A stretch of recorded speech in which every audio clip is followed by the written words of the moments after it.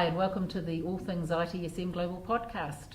I'm Kirsty McGowan, and I'm here with Tristan Boot. Kirsty. And Carlos Casanova. Kirsty. And we're talking with Brandon Edney from Corporate Software Services. Thanks, Kirsty. Welcome, Brandon. Thank you very much. Welcome, Brandon. So, Brandon, you've been in the industry for a while and stuff. Can you speak maybe a little bit to sort of the trends that you've seen, the changes that have happened in the market space, what individuals and companies are doing now versus maybe a few years back? Yes, certainly. Well, what I've seen the most change in the recent years is I think the maturity of service management in organisations now has got to a stage where they're not looking for simple incident management and problem management. It's more they're looking for holistic solutions. They're looking for automation now, that they're actually maturing themselves. So instead of just saying I want to raise an incident, it's how that incident relates to all the other things I'm working with. How do I automate some of the tasks I'm doing? How do I become more efficient? How do I do more with less? Resourcing is a major issue for most service management organisations now. So they're trying to find how they deliver the same level of service with fewer resources and less money generally. Yeah, I think it's a pretty common theme that Carlos and I have been doing a few of these podcasts in a few different locations recently, and that doing more with less is a very common theme that comes up, and the automation side of things is also something that a lot of people are talking about. Yeah, it's really the last few major projects that I've worked on. The key to the whole project has been the automation, the level of automation they can achieve quickly, but then also within the first 12 to 18 months, what can we do to become more efficient? How do we integrate to our HR systems? How do we integrate to other platforms within the organisation? So the service management tool now has to have that level of flexibility to be able to do that. And I think if you look at it, what an IT unit is trying to give to the business is value. And that value can come in a number of ways. Seems to be these days about cutting costs and doing more with less. But the innovation side of it is also really important. And if you take a lot of that work away through automation, it actually frees up resources to do that innovation, do that kind of stuff. Yeah, absolutely. And we're seeing that service desk staff now aren't just taking phone calls; they're doing other things. So they want the time; they need the time to do that. So any automation you can deliver just frees up those resources to do more, I suppose, less repetitive work and more proactive stuff. Yeah. And I guess from a tool set perspective as well, there's got to be a lot more innovation flowing through that, through there to help with that, automation or other ways of doing business. Yeah, absolutely. I started working in service management back in '98, and the service management tool was almost taken in isolation to the business. Yes. The people who made the decision around the service management tool, who implemented it, who worked with it, worked in isolation of the rest of the business. It's now seen as the central cog in the wheel, and if it can't integrate back to the rest of the business systems, then it's providing no value.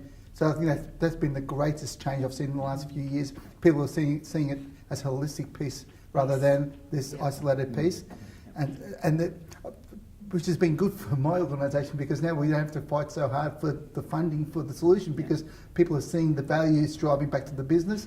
Yeah. And do you think that's actually sort of part of this drive to enterprise service management as well? It's sort of that's almost a double-edged. It's coming from both ways. Yeah. The business are actually starting to realise that yes, IT can deliver us the stuff, so we might as well use their tools. Yeah. Versus we've got all these things, we'll use ourselves. We need to link them. Yeah, you make a very good point. I think that business service management or enterprise service manament, it's one of the few things that I think vendors as a whole have brought to the service management business, because IT service management is always IT service management, but if you look at all the key vendors in the market now, they've all been pushing this enterprise service management to penetrate into the rest of the business, and that's made businesses' eyes open to the fact that this is not just IT. Service management is service management, regardless of whether it's facilities, HR, finance, external service management. It all fits. And I think there's a real potential there for IT, because IT's the business unit that sees basically end-to-end process right across the whole thing, so it actually makes sense that it sits there, because HR might have some tool that they're using for tracking things. We won't mention what kind of tools they'll use to track things. But or finance will have some things, but they're not necessarily doing what service management tools are capable of doing. That you can actually bring that in. But I guess the question I would see. So we're seeing that trend. Are you seeing these organizations trying to make these transitions? Are you seeing them request that in RFPs, RFIs? Are you seeing them start adding this? Here's what I really want. I want the next service management tool. Here's the solution that I'm looking for. How could you address the solution? Are you seeing that now? Yeah, absolutely. And we're actually seeing a lot more of the business attending demonstrations. So they're buying in early rather than IT will implement and then introduce the business into it. We're getting HR people and facilities management people attending initial demonstrations of the product and putting their point of view forward at that point in time, so that they're involved in the buying process as well as the implementation later on. The other interesting thing is IT is actually driving business process in the business, which is kind of new. I mean, normally IT would work in isolation again from the rest of the business, but IT is actually driving business process within HR and finance because they've been doing service management for a long time and they've been using ITIL process for years and years and years.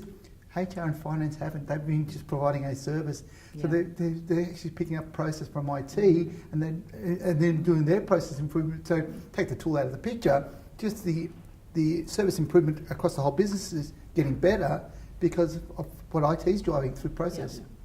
So it's interesting. I mean, when we really started on this ITIL path years back in service management, one of the biggest things we always had a challenge with was defining your services, right? Yes. And for a while there was a long stretch there was like, well, we can only go as far as the IT services that are being provided because the business has to provide. So it almost sounds like you're saying that IT is kind of matured to a level that they're starting to promote, push, help define the business side of it, because the business hasn't necessarily kind of come around as quickly. Correct. Yeah, absolutely. So again, it's helping us penetrate into the rest of the business through software, but I think it's also businesses are improving exponentially because again some of the experience learned from IT to the rest of the business, so it's a win-win for everybody. It's actually, it's really, really nice to hear. It's actually kind of nice. It's uplifting. Usually we get to the end these really depressed. But it's really good to hear of the business actually being in at those first sort of product demonstrations and actually taking an interest in what these tools can provide to the wider business rather than just IT. I actually find that really quite heartening that we're actually getting somewhere. And that's a lot through. I think most software vendors now have got a pretty mature service catalog offering as part of their application. So that service catalog has opened the application up to the rest of the business because. You've got HR services in there, you've got finance services, facilities within a tool, so you don't have to go and reinvest in another product. You get a better ROI on the product you're currently using, and you're getting service improvement to the business, so everybody wins. Because I guess one of the things that we often hear is that from IT sort of saying, well, the business don't know what they want, or the business is the irresponsible one, or we can't engage with them. So if this is actually truly starting to drive that kind of behaviour, and again, if you're sitting down with somebody developing a business service catalogue, and actually it's just another way of having those conversations, it's a heartening thing. Yeah, I think so, for sure. Yeah, no, it's actually a pretty exciting. I think it's an exciting time for people working in service management. Right. Yeah, because let's be honest. IT's always been, you're saying about in terms of how IT is kind of impacting the business, but we've always heard that, but it's never been in a positive light. Yeah, exactly. Right. We've always said, we were always IT was always the limiting factor. Yeah, the cost center. The cost center, write it off. So it's actually, it's kind of nice to kind of hear, a little bit different that, maybe it's being the enabler that we've talked about, for years, as it should be. It recognizes certain technologies and capabilities. Hey, we can drive the business and enable the business to do better things, bigger things, faster things, rather than, no, we can't do it. Or just costing them. And look, and to be honest, it's probably a relationship out of necessity because IT have found harder and harder to attract funding. Okay, so how do we attract funding? By bringing the rest of the business in and bringing in funds from outside of IT. So IT need those businesses to buy in early anyway, so they can bring in the technology. Yeah. So I don't think it's IT being selfless. It's IT saying, well, this is Well, opportunistic, right? Having been the last sort of 3 RFPs that I've been through, it was like, how can we get the money for this? Yeah. Whilst providing value to Yeah, to the it's going to business, create more yeah. work for IT, but at the same time, Yeah. it justifies it. Well, it's finding, who's got the purse, who's got the Yeah. checkbook, Yeah. Yeah. and how can I deal with my clients all the time, what are the drivers for the organization? X, Y, and Z. Okay, what do we need to fix? Great. Now our job, Yep. create the storyline that hits X, Yeah. Y, and Z, Yeah. and how we will support Exactly. it. Yeah. So and it Yeah. sounds like some are being more proactive and bring them in earlier to have that discussion. That's great. Yeah, absolutely. Again, it makes our job easier as vendors because we now have different people to sell to.